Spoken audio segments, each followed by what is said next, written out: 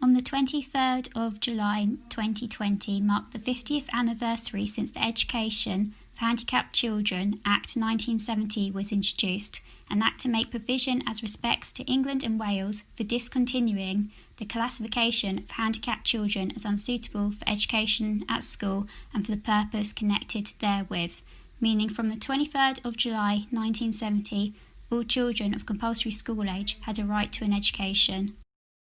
We do not use the term handicap today, but this was still being used in 1970. The audio is playing from a school isolation booth.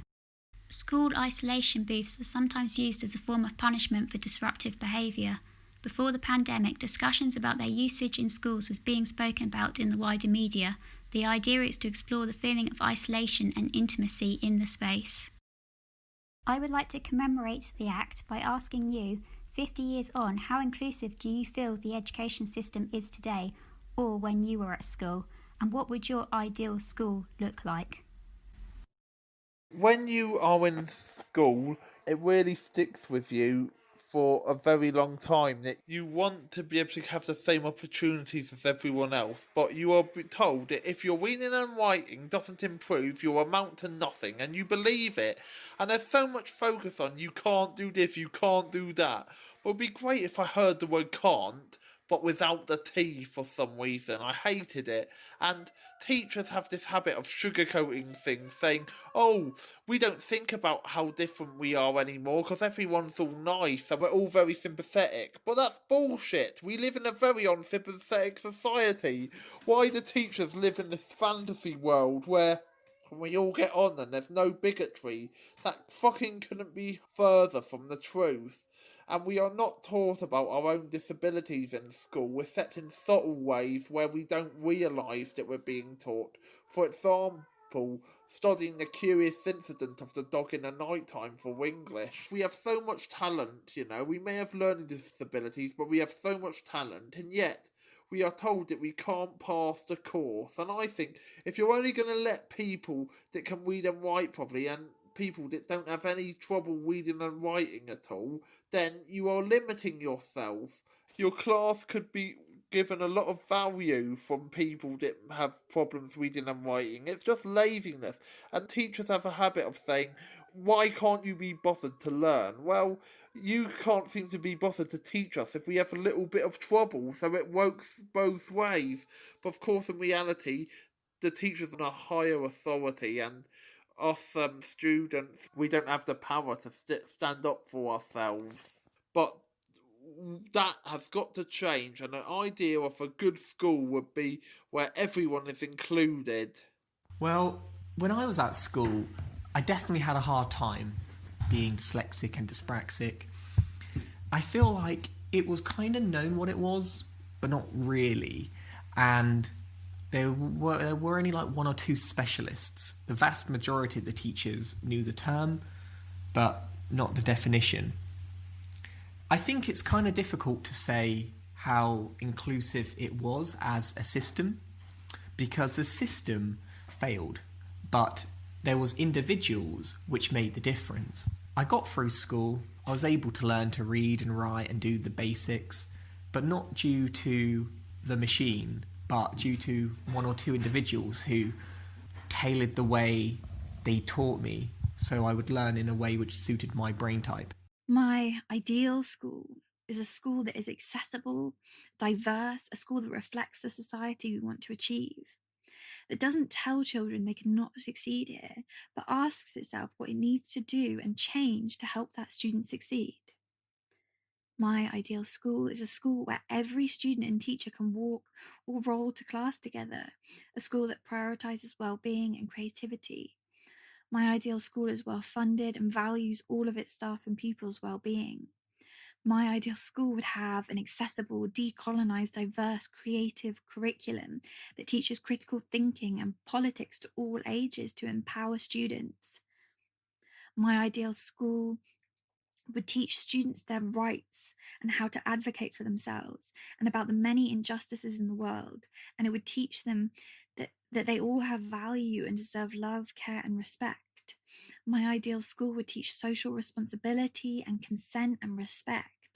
My ideal school would provide mental health support to all children and teachers rather than waiting for them to suffer. My ideal school would see the value of disabled students. It would teach disability history and culture and allow students to feel pride in that identity through engaging with disabled teachers and mentors. My ideal school is a reflection of my ideal society. Well, back in my day, it was totally inaccessible because I had this whole series of learning disabilities, which were totally undiagnosed. And I recently had this experience of finding my primary school books in my mum's loft, and I was absolutely shocked at what I found, mainly empty pages. I would start a sentence, I'd get a couple of sentences into whatever it was we were supposed to be doing, and then I would just stop. And clearly I was looking out the window, or goodness knows what I was doing. And there was no help of any kind whatsoever. And I can remember maths being a real struggle. And I've got dyscalculia, which has been diagnosed now. But I didn't quite remember how much I was struggling with just writing. And that became really clear. And all the comments from my teachers are things like, "Good start, Sonia, where's the rest?" And it was clearly no attempt to support me with that. It was just like, what is the problem with you? Why are you looking out the window?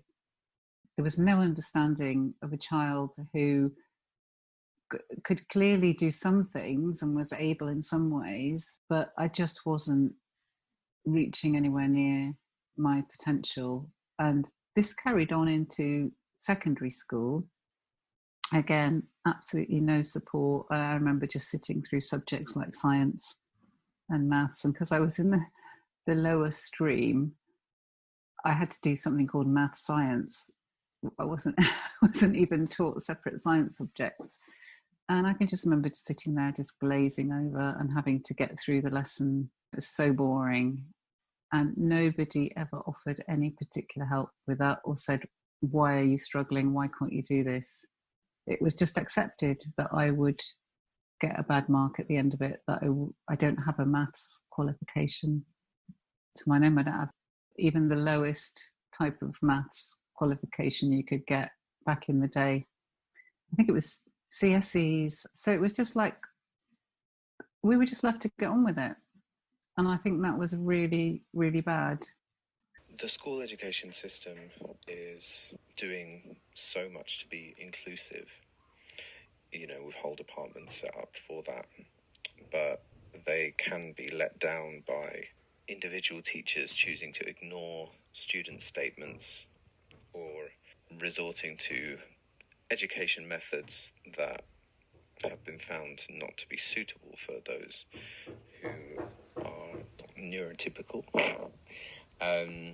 I think that socially school can be a very difficult place for someone who thinks and acts differently inherently because of the way that their brain or body works. I think that schools are definitely more inclusive and accessible today. The education system is so different to how it was even 10 years ago when I was at school. As somebody that works in special educational needs, I see on a daily basis the amazing provision we put in place for these people. I work with autistic individuals on a one-to-one basis. I deliver the secondary education and curriculum to them. And I can honestly say that the facilities now and the things we put in place for these kids is absolutely fantastic compared to how it was before. I mean, we are very fortunate now that we have ed psychs testing people. We now have diagnosis for things. Years ago, people were just called slow or awfully thick. Now we have labels, we have diagnosis, we have funding, we have facilities, provisions. It has got a lot better. If I take one of our children, for example, they have an educational healthcare plan. They have a list of their needs. They have a key support worker. They have laptops, computers. They have extra support in exams. They get extra time or a room by themselves. They get readers, they get scribers, they even get those pens where it reads out what the question says for anyone that can't read very well. We have come so far. the education system has become more inclusive. My dad's dyslexic. He just got called thick and stupid and went on a naughty table, which I think is awful. I'm dyspraxic. I went through the system and I had a lot of support when I was in secondary school. I had a room by myself because of distractions. I had 25% extra time because I didn't always understand what the question was asking and would need time to take it in. So yeah, we have come really, really far. I think there's more understanding now. People are more educated, for want of a better word, on different learning difficulties, and we're more open to difference. You know, I've worked with children who are blind. I've worked with children who are deaf. The classroom is definitely catered now for a wide range of difference, and that's how it should be. So we have come far 50 years down the line. We are more inclusive. Things are more accessible now in the education system, but I still think we will still move forwards. Obviously, there's always room for improvement, but it is a lot better than what it was. When I think about what our children get, some of our children get support at home. You know, we have outreach agencies coming in. We have people from like CALMS or EdPsych or mental health agencies. You know, each one of our children is supervised with a key support worker. So when they're walking to those mainstream lessons, they have someone to supervise. When they need help with the work, they have a one-to-one. They have an access centre, a unit where they can come because they're autistic, that is facilitated to the max with computers, like I said, voice recorders. There's always someone on hand to help. So I do think it's fantastic the way we've come. And quite frankly, the training sessions are better. I've always believed that newly qualified teachers need to be experienced and need to be taught learning difficulties. You know, years ago, it wasn't part of the teacher training. I'm very grateful that we now live in a more understanding and equal society where difference and difficulties are being celebrated and talked about. You know, these things have to be talked about. How do you educate someone if you don't teach them? You know, people will just remain ignorant if people aren't aware of the best way to support. So absolutely, we've come far. I think we could go a bit further maybe to incorporate even a bit more, whether that's different difficulties as well or more medical difficulties. But we are definitely becoming now more inclusive as schools in England. My ideal school, starting from primary but going through to secondary, would be lots of physical education, but not horrible sports, just a chance to move around in ways that you enjoy. So lots of different options of what to do, not all doing the same thing. I think it'd be fantastic to have visitors coming in a lot. So artists, scientists, poets, to just give you an idea of lots of different ways of thinking and working. And I think that would be really inspiring and exciting rather than boring. I found so much of my school boring that I would like to have things which actually excite children. And the chance to do sort of experiments and lots of hands-on stuff and learning by making. I think that would be my preferred environment where you could follow your own interests as well. So quite Montessori and child-led.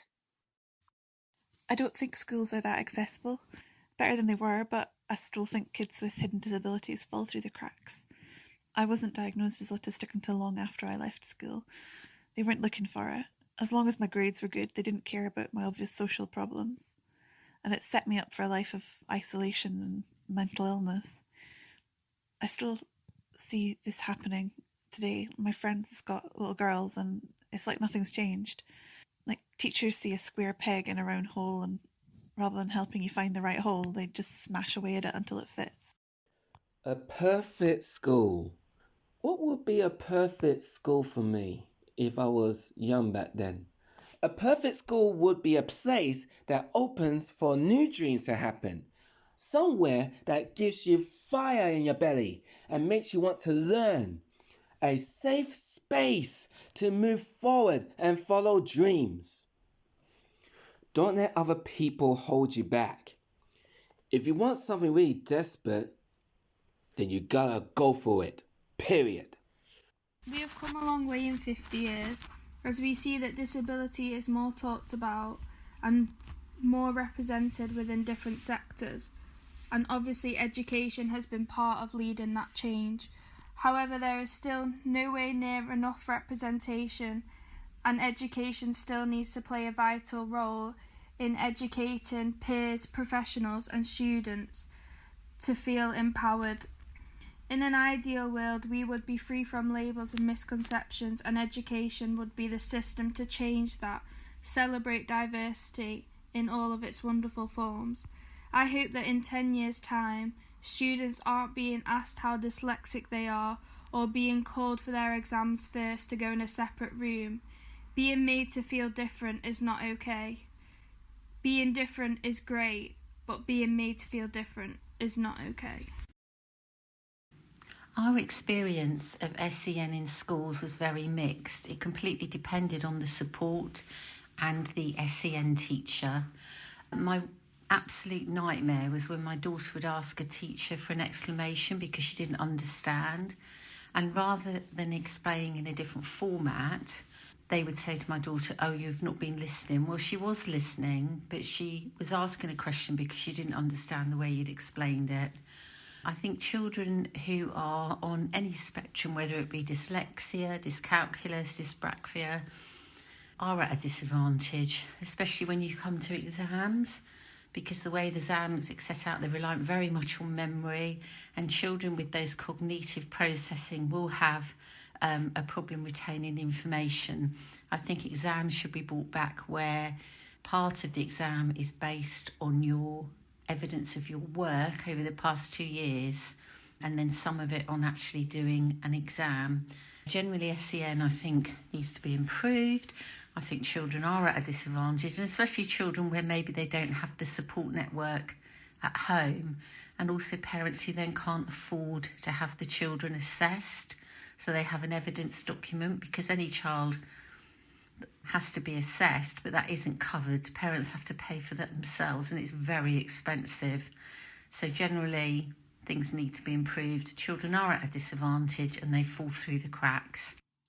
For the question, what does your ideal school look like? I chose my top 3 things. So number 1 is less focus on exams.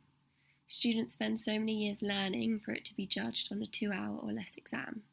I always found the pressure of exams quite difficult at school, knowing that short amount of time would determine your grade forever.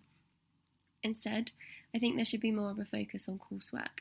This allows for more time to learn and produce your best work. It reflects the time that you've dedicated to school in a better way than sitting a short exam. At school, I chose coursework-based subjects as I knew it was how I produced my best work.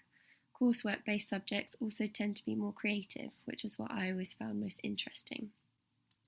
From what I hear now, schools are replacing coursework with exams, and I really think this alienates a good percentage of students. Number 2, the arts and vocational subjects should be valued at the same level as maths, English, science, etc. In order to hit targets, schools put too much pressure on the core 3 subjects of maths, English and science. However, this means that people like me who wanted a career in the arts were allocated less time to learn about the things that they truly found interesting. Everyone has different interests and futures, and the curriculum should reflect that. The arts are also proven to be excellent for people's mental health, and I believe that this should be taken just as seriously as good grades. If there were to be a fairer divide of subjects, then there would, as a result, be more support for students who want a career in the arts or media or to be an actress. Too often students, including myself, are told that there are no career options in the arts. Instead, there should be an encouragement to apply your creativity to your career. Number 3, nicer buildings to learn in. This may seem like a silly one, but I really believe that people excel in nicer environments. Students should also be included in what their schools look like. This should reflect their personalities and make them proud to be there. They spend so much time. No one wants to learn in an old, uncomfortable building. I don't believe that school was ever designed to be inclusive. It makes a nod to it now, but how can it be inclusive? It doesn't include diversity within its staff, so how can there be empathy within the system for those who don't fit into the normal straitjacket of education? Here we are 50 years after this legislation, and we find over 50% of young offenders are dyslexics. We find that somewhere around 20% of dyslexics are identified by the age of 18, leaving the other 80% unaware of who they are, of how they can be helped, how they can help themselves. For me, school should be a reflection of its students. The diversity of individuals who go to school should be represented by the teaching staff themselves. This isn't the case. There should be time for conversation, for debate, for diversity of thought and deed. How can this happen? Classes need to be groups of 10, not 30. Teachers need to be dyslexic. They need to be autistic. They need to be from the community they feed into. They should not be made up of those who do not or cannot empathise with another person's position. My ideal school would be smaller, more child-focused, and also have different tracks so that you're not all being forced to learn this one rigid curriculum. And it would value vocational and creative education much higher than we do now. I just think that the national curriculum at the moment, it doesn't give kids space to grow. And I'd want a school where kids are taught that their worth is more than just grades. That it's just as important to be kind and hardworking and curious and generous with each other. And when I was at school, I was told that my entire worth was in my grades, and if I didn't get a perfect score, it was the end of the world. Everyone was disappointed in me and I was nothing. I never had space to ask what I actually wanted to do with my life. It was always about fitting in and pleasing other people. I'd like schools to be less focused on their rankings and what they look like to the outside world, and more about the emotional well-being of the children. I went to a special needs school. It was a school for people with moderate learning difficulties at the time, although I believe now it's sort of transitioned into more of an SLD and MLD kind of thing. I guess one moment which epitomises my experience with this institution was an instance in which I was encouraged to do some career consultancy with one of the people that worked there. It wasn't really an official professional kind of career consultancy. It was a bit slapdash, to be perfectly honest with you. And essentially, the job I was given that would be good for me was either being a hairdresser, or, because some people thought that was shooting a little bit too high for me, to be the person who sweeps up hair. Now, I'm currently an academic and artist who's doing a doctoral thesis, and as good as I feel that I've somewhat overperformed, let's say, it doesn't make me feel very good for all of the other kids who got told something like that and were convinced that they wouldn't be able to do anything better than that. And I think we've lost a lot of potential because of this. When I was very young and I was diagnosed with severe dyslexia, the specialist told my mum that I would never cope in a mainstream school and would have to attend a segregated special educational needs institution.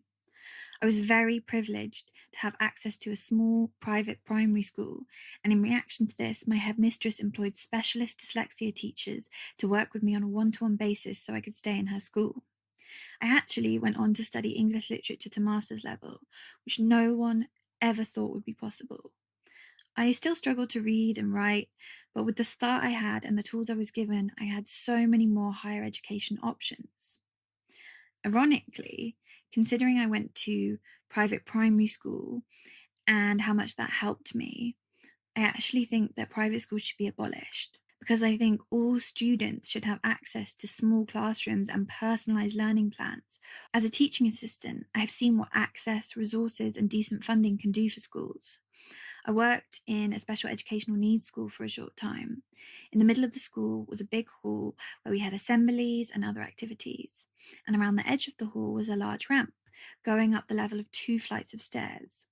This ramp allowed all the students and teachers to walk or roll to their classrooms together.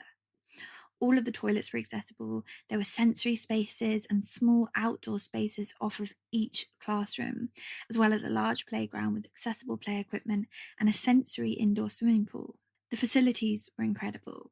But this is what we should have in all schools, rather than segregating students with disabilities. If we're not creating schools for all children to learn together with equal opportunities, how can we expect to build societies for all? If we are hiding away disabled students and telling them they will not succeed with everyone else, we're telling them that they're the problem, rather than acknowledging that the problem is a society that does not prioritise their access. I think there were many changes in the early 2000s which began to make education more accessible, but I don't think an understanding of the social model of disability has ever been embedded in education and in the education system, which has held back a true equality for disabled students. Now I find it so upsetting that parents, very understandably, would send their disabled child to a segregated school and not a mainstream school, as the only way they can be sure their child will get some sort of support and not be bullied. My ideal school would reflect an ideal society where there would be true equality. Integration is founded on the deficit model, with emphasis placed upon the child to change to fit the system, whereas inclusion looks systemically for change that accommodates the child. This important distinction is still a source of contention and highlighted by the lack of consensus in definition. It is clear that all descriptions of inclusion share the same goal, of removing exclusion. However, the exact definition continues to be debated. Some acknowledge there is no single definition of inclusion, but believe one commonality is that children with and without disabilities be placed in the same setting. In 2001, the DFES offered a definition which responded to changes in the law that strengthened students' rights to mainstream education. They said schools supported by local education authorities and others should actively seek to remove the barriers to learning and participation that can hinder or exclude pupils with special educational needs. However, the narrowly focused definition failed to harness the potential and possibility of pursuing holistic cultural change at a systemic level. My ideal school would look completely different to what we have today. It would be tailored for everyone's learning styles. It wouldn't have sets or classes. They wouldn't make you learn the maths, English, science. You would have a basic understanding, sure, but it would create experts. It would allow you to follow your passion and allow that passion to change over time. It would teach you to think and not to remember. It would praise people for having unique ways of solving problems. In my ideal school, things like dyslexia and dyspraxia and other learning conditions wouldn't be seen as a negative. It'd be seen as a vital part of teams that are able to solve complex problems. I went to a Catholic school and I don't think there was much provision for anybody with other needs, additional needs, support, learning support. We never had any learning assistance in the classroom. Nobody was on one-to-one. I certainly wish I'd been picked up and that there'd been some awareness of cognitive difference back then, but there wasn't really. I'm not sure how much things have changed. I think certainly, like with my nephews, they've been to nursery in the first school and they're just about to start going to school, and I think it's a little bit better. Like one of them's got talking issues, verbal issues, and he's getting support, and they've got a package of care and making sure that they've got like an educational plan. And so now that I know all about these things, and I think that's really positive, and that it's all about integration and dealing with and coping with differences in the classroom and not separating people out. Although I know that that's not the case, and it's very school by school basis, and that some schools, like I also know somebody who has a child who is autistic and mental health needs and can't access school, and yet they've just been left to flounder. He's 10 and should be getting some kind of educational provision but isn't. Not in the hospital, not in the school. And it's kind of one size fits all, and either you can make it to school and cope with the system or you can't, and you get left behind. And I think it's all a bit of a lottery. It's not fair that just because of where you live or your postcode that limits your degree of educational success, which impacts on the rest of life about opportunities and how they present themselves or the kind of things that you can access. And of course, I've grown up with access to a lot more varied schooling like Steiner and Montessori, and how they are much more inclusive and also not so rigid in their teachings and more adaptive to the children's needs. And also, having been like an artist going into school, it's like, you know, you get, oh, watch out for Johnny because he's like this, and actually because you're not doing things in the traditional way, and it allows other people to kind of access learning in a different method that maybe allows them to shine. I think it all just smacks of the machine and putting them through the system, and the individuals get lost. Not always, but generally. And I think that system needs to change. My experiences of special school education start when I got kicked out of mainstream, funny enough, back in 1978. For a few months, I was just in a remedial room on my own, tried to learn. I was bullied at mainstream education. And then I ended up in special needs for handicapped children, as it was then. I did enjoy it first because I wasn't being bullied, and in a strange way, I became bully myself because I came from a background where I was a bit more streetwise than anyone else. But my big issue is still with segregated education, or like special needs, whatever term you choose to use, is that people are still not given a right for like exams. ASDAN is nowhere near a GCSE level. I grew up in the 70s, matured in the 80s, and throughout the 80s, I didn't have any work because I had no qualifications. In the 90s, I did a degree. I'm degree educated, but my son still thinks it's bizarre I haven't got any GCSEs. He's just doing A-levels at the moment, but a couple of years back when he started his GCSEs, he asked me what GCSEs I got, and I said nothing. And he was gobsmacked by that. For last 16 years, I've been involved in disability rights, and I've come in contact with a lot of young disabled people because I was a youth worker, and it's still amazing, a lack of an education for any young disabled person, especially if you're not in the mainstream setting. And there's still lots that are not in the mainstream setting. I used to put, when I first applied for jobs, my school, and I would put special schooling, and I never got any interviews, never.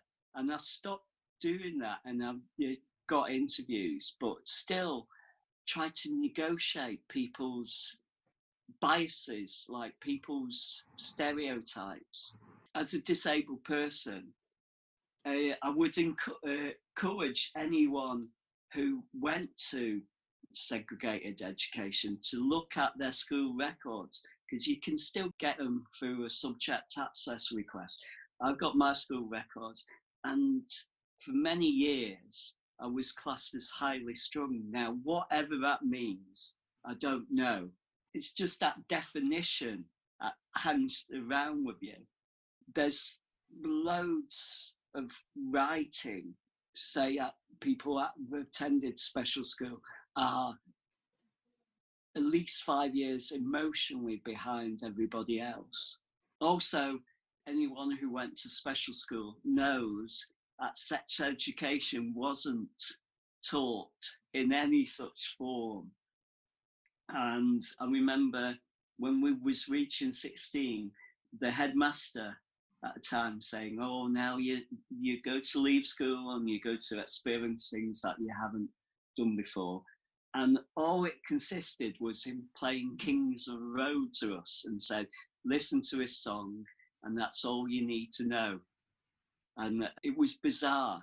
There's a big lobby of parents' power that says, like, I don't want my child to get bullied, and they would be bullied in mainstream, and like, I don't want them. But they don't realise the bigger picture. There's no education. There's no perceived route for a person. It's a parent's views that gets listened to over any young disabled person. And the parents, rightly or wrongly, don't necessarily know what's good, what's best for the individual. They can perceive what's best for the individual, but they don't know. And I'm just amazed that this system is still in place. How many people are in employment that have been through that system? I doubt if anybody could tell you the exact figures, and nobody will say they've gone to special school. People will say they've went to such a university or such a school, but they would never tell you they went to special school. And it's always perceived as not education. We know how shit society is. We feel with that every day. I would like schools to be for everybody, not for like just people that fit the criteria. I'm happy being a disabled person. I'm not happy how other disabled people are treated by society. I had a very weird school experience. I went into primary and early years and I was mainstreamed for a long time, which was not a great experience for me. I was isolated. I was in a manual wheelchair and I wasn't allowed to touch my own wheels for my chair, which is incredibly disempowering. It's disabling, actually, until I finally decided that I didn't want to be mainstreamed anymore. I was bullied, all that kind of stuff. And the teacher's priority was never about being inclusive or being supportive in any way. And at that time, my mum wrote quite a few letters that I found had been quite interesting. And there's just some really nice things that she said. For example, as a parent, I want to ensure as much as possible that my wheelchair and disability do not become her defining features, me. It's critical that people see beyond the disability to the person. This sometimes requires that faculty and staff be sensitive to times and situations where she is likely to be left out or treated differently, and to be a bit more creative in trying to make sure that it doesn't happen or to minimise the effect if it cannot be avoided. I feel that inclusion problems can come in many forms, and sensitivity and creativity needs to be a feature of the educational process for all children. All children need to feel welcome and included. I just thought that was really nice to hear that she wrote that. That was back in 2002. So I just thought that was quite powerful. Since then, I went to a mainstream school and then I went to a non-mainstream school where I got all the social aspects, but I didn't get much of the educational aspects. But I have since then completed my undergraduate degree and I've completed my master's degree. So that kind of, even though that early experience wasn't inclusive and I felt very isolated, it's complicated to find your way through that. And I know a lot of disabled parents of disabled children, and also disabled parents who find the support system incredibly difficult and hard to access. But my education has really given me the ability to achieve what I want to achieve in life, and that's incredibly important, not just for disabled people, but for any child. My experience at school was pretty crap. At 9 years old, I still couldn't read, let alone write properly. My parents complained quite a lot to the school. One of the teachers brought in a school psychologist, and so I had to do the tests. And the woman had no eyebrows, because it was really common to shave your eyebrows off in the sort of 60s. And she was showing me these pictures, asking me what's missing. And of course, there was a picture of somebody with no eyebrows, but she had no eyebrows. So I felt quite a dilemma about saying, well, there's no eyebrows, but you haven't got any eyebrows either. And that's always stayed with me, that interview with this person to try and find out what's wrong with me, or why aren't I learning particular things in a particular way. And then I got singled out with a few other kids, and we were taken out of our class and sent to the special needs class, as it was called. And we had a teacher who was like the witch out of The Wizard of Oz, because she had a bicycle with a basket at the front. She was called Mrs. Marsh. I mean, she was great because she taught us to read and write, but at the same time, there was a lot of stigma with being in the special needs class, and I had stigma already because I'm Jewish, so that didn't help. And then to have stigma on top of that of being in the special needs group, which is what we were called, which was horrible. So the fact that you went to special needs and other people didn't, you were made to feel like you were the thick kids who didn't learn very well. And also it really impacted when you went to secondary school. And dyslexia wasn't recognised as a disability until 1989, and I left in 1985. And my support, and there's good and bad in that. So I didn't get O levels. I got a history O level, and that was about it. I mean, I've got English O level D. I've never passed it, and probably never will, because I don't get certain things. And about the week before my O levels, they said, "Oh, look, you can do it all on tape recorder." I've never ever written an essay on tape recorder, so how a week before my O levels would I suddenly just do that? And also by then I'd also got a diagnosis of clinical depression, which hardly surprising really, because not just did I have dyslexia, but my dad became really ill and had brain cancer and died, and schools weren't really kitted out for that. Plus I'd been expelled from my first secondary school because I didn't wear school uniform and I didn't conform, and I was quite naughty because partly in my first year of my first secondary school they wouldn't let the special needs teacher come to school because they didn't recognise dyslexia, so for a year I didn't get support. Second year they then agreed that they'd let the teacher come in, but in order to be the only child in the school going to a special needs class, you had to be tough, because if you were the thick git, you had to be able to beat everybody else up, basically, and stand up for yourself, and that's hard work. You know, that's really tough. You got picked on and bullied, and I don't know whether education's really dealt with that, and I know there's lots of people fighting for inclusive education. I was in inclusive education as a special needs person and actually suffering quite a lot. But what happened at this other school was I actually managed to get sent to college on day release, and going to college on day release was the best thing going. Didn't have to wear school uniform.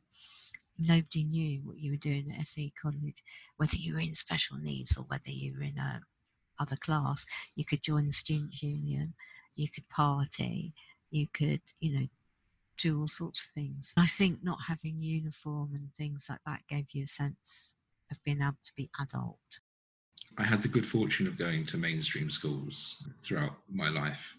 I think that over the last 50 years, the framework is in place for disabled people like myself to theoretically have a better chance at a good education. The framework should be in place and is in place for disabled people like myself to get the education they need that prepares them for life as an adult, that instills in you that sort of lifelong love of learning, as it should do. But having the framework in place is only one part of the puzzle, and it's got to be put into practice, and it's got to be properly resourced.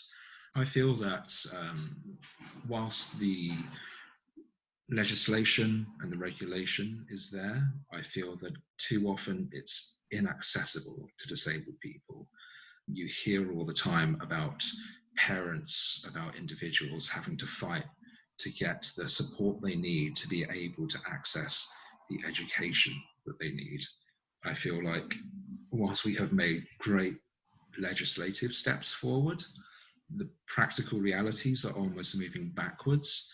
If you think about the difficulties that people face when it comes to going to a SEND tribunal without support, the lack of support that's available for families, the difficulty with which people have to fight for an EHCP just so that their child can access education on a level of parity with their peers is almost barbaric. The thing that's always enabled me to access mainstream education hasn't necessarily been the legislation in place or the support that's on offer from the state, but it's been the attitudes of the people around me in schools, by which I mean education professionals. So when I was at primary school, the SENCO, this special educational needs coordinator, she was the one who would drive to my house, pick me up and drive me to school. She didn't have to do that, but we were having such difficulty trying to access support from the local authority to get me to and from the house that the SENCO said, well, this is ridiculous. You're going to be waiting forever to get this approved, if it even is approved. So I will just do this myself. And that's what enabled me to get a primary education. When I was at secondary school, the amazing SENCO from my primary helped us battle with the local authority to make sure that support was in place so that I could then get assistance from the local authority to get from my home to my secondary school. So thankfully, no other teacher had to put up with me at like 7 a.m, being dragged away from the TV to go to school to do something I didn't want to do at the time. But it's only through the attitudes of people that I've been able to access the provisions that should have been in place. I remember the school nominated me for a Jack Petchey Award, and my peers who were receiving one of them had got top marks across the country for his science, GCSE or whatever, and someone else had done some amazing community work. And the reason they'd nominated me was, and I'll never forget like the sheer red embarrassment on my face when they said in a sort of all years assembly, and finally a Jack Petchey Award for me, when they said that I was to receive Jack Petchey Award for being a very pleasant and lovely person. And I thought, God, you just say you just want to give me a Jack Petchey Award because I'm disabled. Like, just be frank about it, you know? Yeah, I remember like just being ridiculed by my peers afterwards because they were like, oh, I wish I got a Jack Petchey Award for being nice. I just remember that just being singled out like that just made me feel so excluded at a time when they were trying to make me feel included. The school was really proud to do other things, like they installed a lift, and they made this big song and dance about how, this for future generations who can access the school. But the irony is I went through selective education for my secondary, so I sat the 11 plus and I passed it, and I got into a non-fee paying grammar school.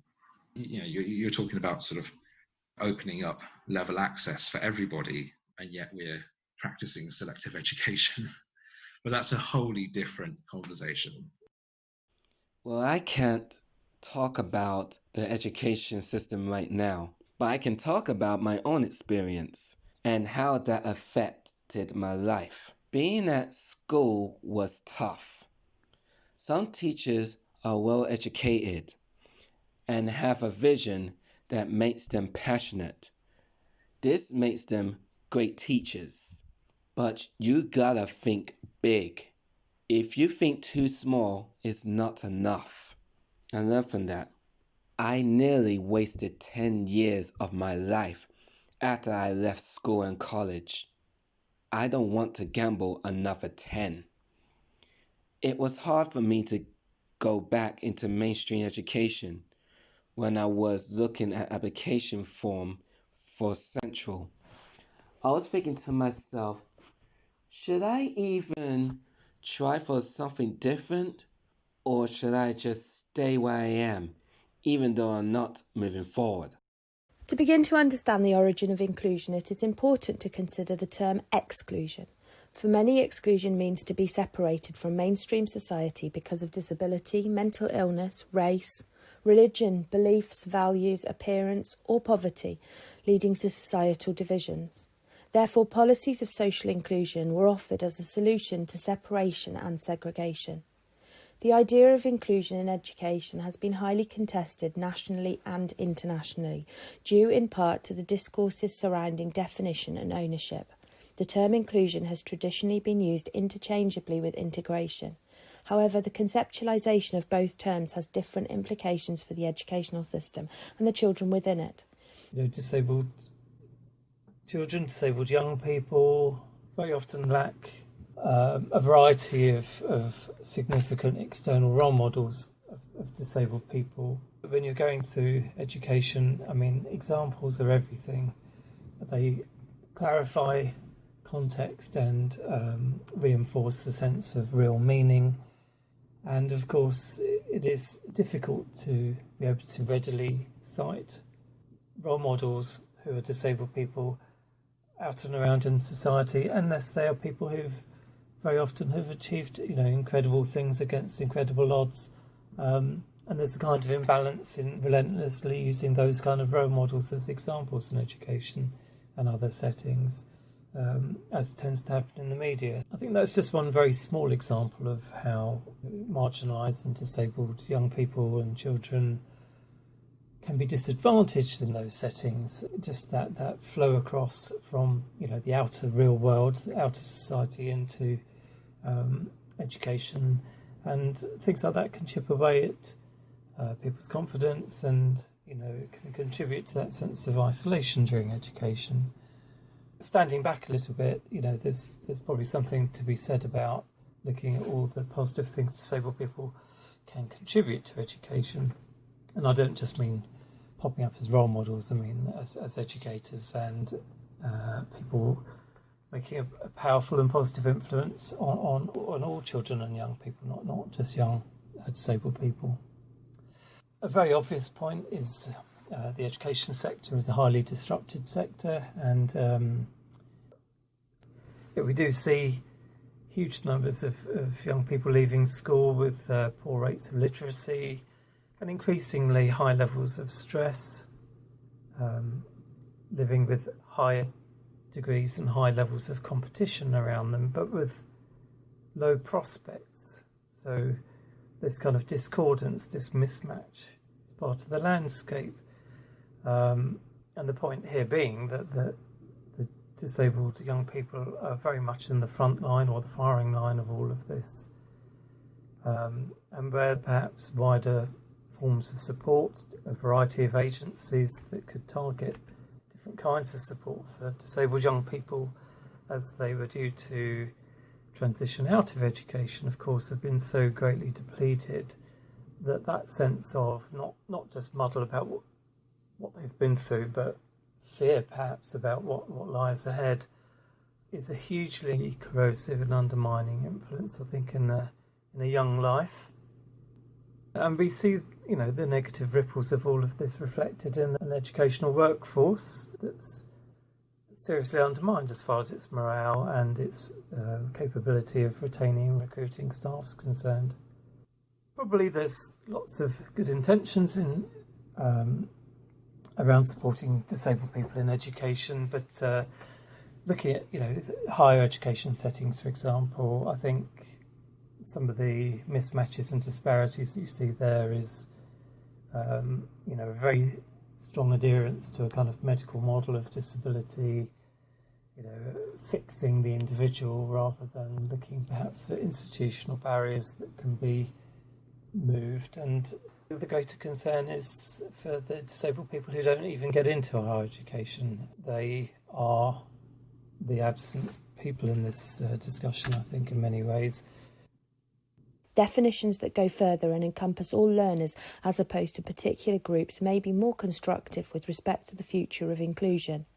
As such, the definition offered by the Centre for Studies into Inclusive Education may offer a more progressive construct to aid change. They say that inclusion means enabling all students to participate fully in the life and work of mainstream settings, whatever their needs.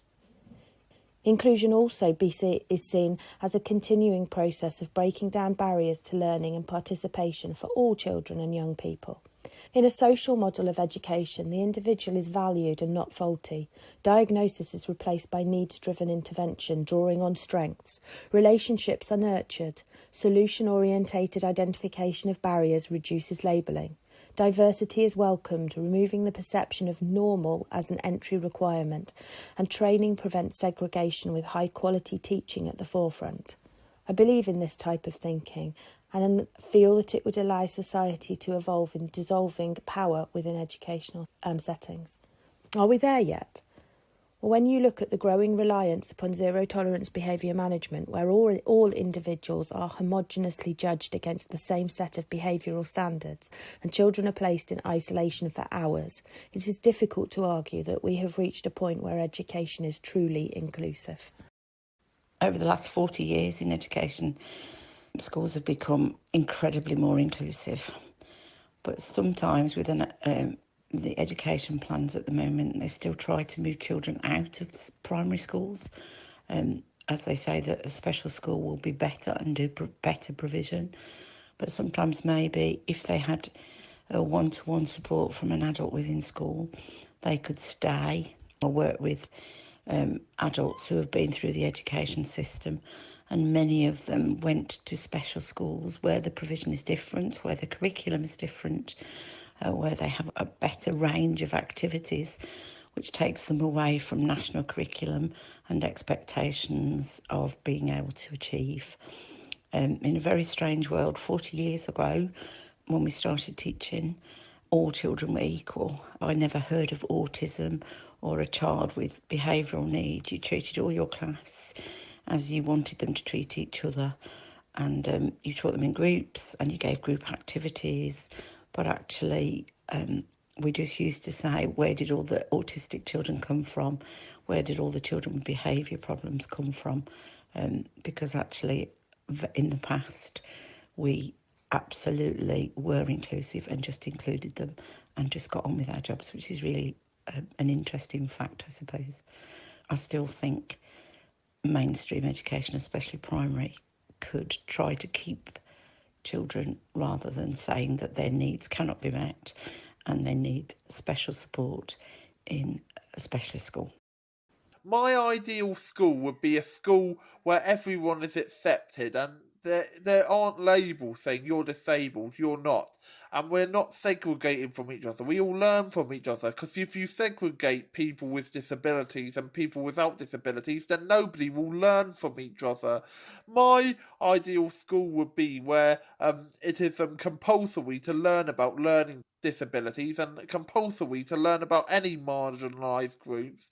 It's compulsory that we learn about all sorts of discrimination and that we do not sugarcoat it and that we learn from history and not repeat it, unlike what the fucking government is doing, which is exactly what they're doing, repeating bad history. It is important that we learn that as disabled people we are oppressed and that we suffered a lot in times of oppression. It is important that we learn that as disabled people our human rights are being taken away. That is my ideal school, and a school where we celebrate people's differences, but we also remember the struggles that it took in order for all our differences to be celebrated. It's important that we celebrate, but we don't sugarcoat all the shit we had to go through to get where we are now. And our journey is still far from over. And a good school would be where teachers, if somebody is behaving badly, we are given the benefit of doubt and we are asked, why are you behaving that? Whilst then, oh, you're behaving that way, you're bad, you are a bad person. We should learn why we are how we are. I couldn't really tell you what an ideal school would look like. An ideal school could only exist in an ideal world. An ideal school would represent the area that it existed in. It would support the students that needed it. But, it has to represent the staff and the pupils. It doesn't matter what a building is, as long as it's physically accessible, when nothing is done to make the people accessible. When I was at infant school in the 1990s, my desk was taken away from me and I had to share with my teacher until they felt my handwriting had improved. My teacher held my hand whilst I wrote.